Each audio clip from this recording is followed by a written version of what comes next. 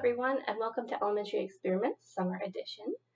So because we have summer reading going on from June 17th all the way until August 10th, we are doing our videos a little bit differently just because we are all so busy at the library. So in Elementary Experiments, we are doing an extra activity, but instead of walking through the activities with you here on screen, I'm just going to be describing them and giving you the instructions. We will still walk through the crafts together. Remember, you can pick up the craft kits at the Manchester City Library if you are in grades 1 through 6 at the children's desk. As before, we will be going with our summer reading weekly themes. We are having elementary experiments every other week, so we'll be kind of covering 2 weeks each time. All right, let's see what we have for this week's elementary experiments. Hello everyone, and welcome to this week's elementary experiments Blast Off, where we are going to be looking at science fiction and real science things about space. As we have been doing in the summer, we are going to sort of run through our activities and then demonstrate our craft together. So our first activity is actually pretty cool. It is impact craters. So we can see impact craters through a lot of our space photography of the moon and of Mars and Mercury and some other planets that have a thinner atmosphere. And we can see some reoccurring things that happen when a crater impacts the surface of a planetary body. So we tend to see a raised rim around the edge of the crater where dirt has been kicked up. Because remember, when it hits the ground and makes a hole, everything that was in that hole has to have gone somewhere. Either it was compacted so that it started off as more fluffy ground, more air in the dirt, and then just got pressed together more. Or it was kicked into the air, or it had been moved up the sides. So a raised rim is common. There is sort of unstable material that slides down afterwards. There's also what is called ejecta rays. So that is in the surrounding area, we can see that things, dirt and other materials have been kicked up and sort of gone outwards like the rays of a sun. And then other ejected materials that has sort of blanketed the area. So we may not be able to go to the moon ourselves, but we can try and recreate some of what we see on the moon here with our experiment. So what we're going to do is use some trays. You're definitely going to want to cover your area, and some flour and cocoa powder, as well as items to drop to try and recreate the impact craters that we see on the moon. So this is one where I am strongly going to suggest some adult helpers because it can get a little messy, and you are going to need to be standing kind of as high up as you're comfortable with to get a more cool impact. So definitely let your adult know what you're going to want to do. And see if they can help you. Adults are usually taller, so if nothing else, they can give you a bigger impact with your crater. So I'm going to put up the instructions and let you get to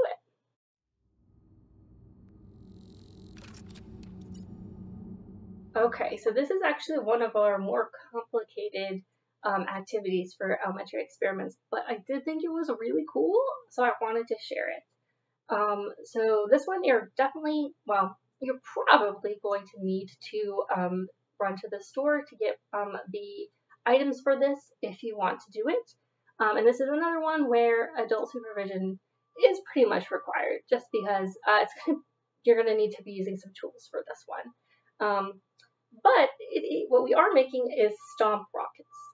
And that might sound cool because they are. So again, you're going to be needing some PVC pipe cut up, as well as you're going to need to be drilling some screws into boards So get an adult to take a look at the instructions and see if it's something that you can do at home. I hope it is, because again, it's pretty cool, and I hope that you enjoy doing it if you are able to and want to.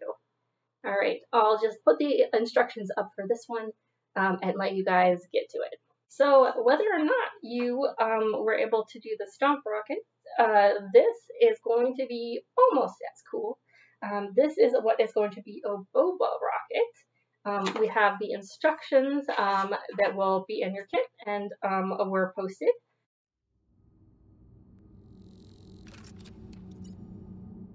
Um, then in the kit, if you pick it up, you will have found a boba straw. You can also just use any larger straw that is like pretty sturdy. So sometimes milkshakes also give you pretty good straws.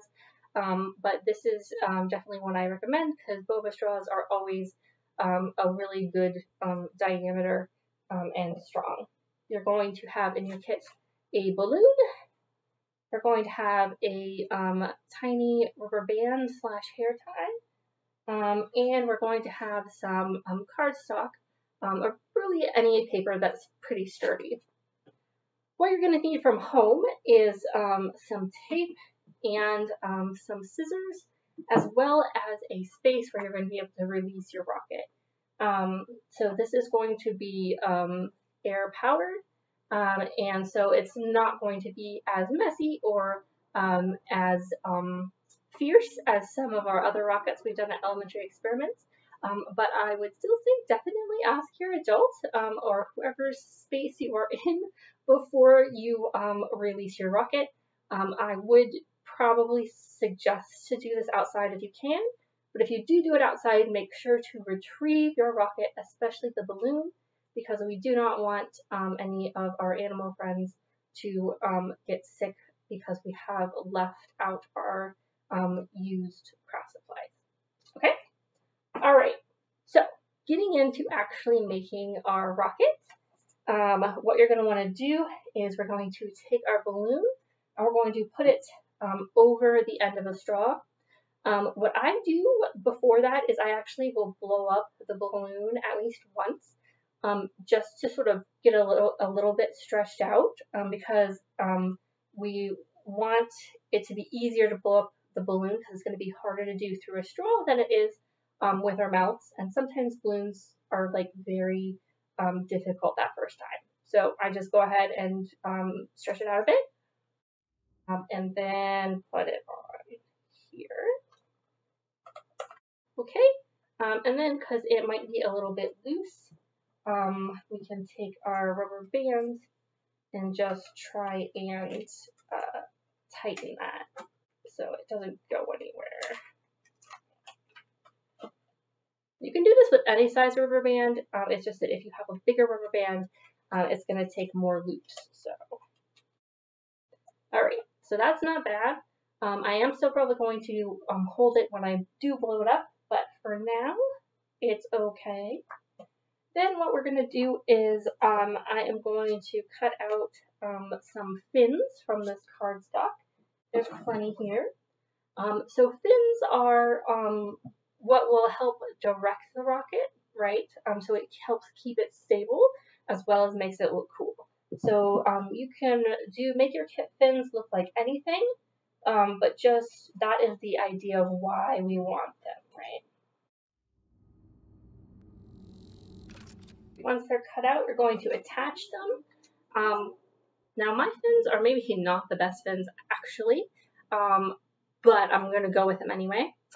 What you want to think about while you attach your fins is that to blow up the balloon, you are going to have to like be able to put your mouth here to blow it up, right? So no matter what your fins look like, even if you have ones that are a little bit more reasonable than what I made, right? So if you have a fin for your thing, you don't want to put it right here because then you can't like blow up the balloon. You want to make sure that you have them up a little bit, so you'll be able to put in fuel, which is your breath, for our rocket to work. All right, so what I'm going to do is I'm just going to go ahead and tape it on.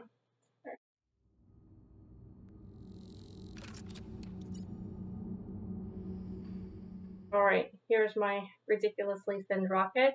Let's see if I can blow it up. I made my job way more difficult than it needed to be. And I'm gonna hold here, and I've got it pinched right above the straw. And basically what we would do then is we would take it to our spot and let it go. I have pretty high ceilings, and I'm confident that it'll be okay, as well as me being the adult that I have checked in with. So I asked myself if it was fine, and I said sure. So I'm gonna let it go, and we'll see what happens. And you guys find your own safe space to release your rocket as well. Okay, here we go. All right. So that is our boba rocket made with our boba straws, or at least our strong straws. I hope that you enjoyed. If you can think of ways to make it better, please go ahead and improve. Like if you think, oh, it's heavy, how can you make it lighter? Or if it needs more direction, how can you adjust your fins? All of these are really great questions to think of, and if you can make your rocket even cooler, then you know that is worth the time it takes. All right, I'm going to do a little bit of cleanup before I let you go. I hope you enjoyed Elementary Experiment Blast Off this week, and I hope that you were able to do at least one of our experiments in your class. Remember that you can pick up the craft kit from the Manchester City Library if you're in grades 1 through 6, and as well as our craft for the week, just for a summer reading program, which you do not have to be in to pick up the craft. Remember, we still have a few more weeks of summer reading, so enter in your numbers, get your raffles, get your prizes, and get your pins. Our next elementary experiments is going to be on August 6th, which will be our last elementary experiments, where we're going to be covering our A Good Scare, Saving the Day, and a little bit of Once Upon a Time, since our space sort of took over this one. I was so excited about space that we kind of didn't do any of our fantasy. So we're going to put in a little bit of that in our last elementary experiments as well. So remember, every other week, our next week for elementary experiments is going to be August 6th. Check out all of the other really cool things that we are doing for summer vacation programming before it is all over. I will put our book recommendations as per usual, but other than that, I will say goodbye.